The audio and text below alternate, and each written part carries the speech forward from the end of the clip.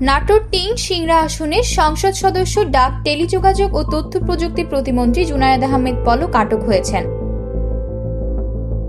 মঙ্গলবার হযরত শাহজালাল আন্তর্জাতিক বিমানবন্দর দিয়ে পালানোর সময় তাকে আটক করা হয়। বিষয়টি নিশ্চিত করেছেন সংশ্লিষ্ট এক কর্মকর্তা।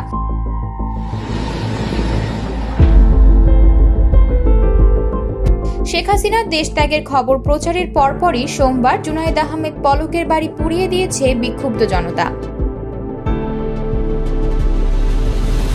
কোটা আন্দোলনকে কেন্দ্র করে মোবাইল ইন্টারনেট একটানা 10 দিন বন্ধ ছিল। সেই সঙ্গে আরও 3 দিন ইন্টারনেটের গতি 30 থেকে 50 kbps এর মধ্যে ছিল। পাশাপাশি একটানা 5 দিন ব্রডব্যান্ড ইন্টারনেট বন্ধ করে রাখা হয়। সামাজিক যোগাযোগ মাধ্যম বন্ধ করে রাখা হয় টানা 14 দিন। এসব বিষয়ে জুনায়েদ আহমেদ পলক একবার এক ধরনের যুক্তি উপস্থাপন করেছেন। এতে সরকারের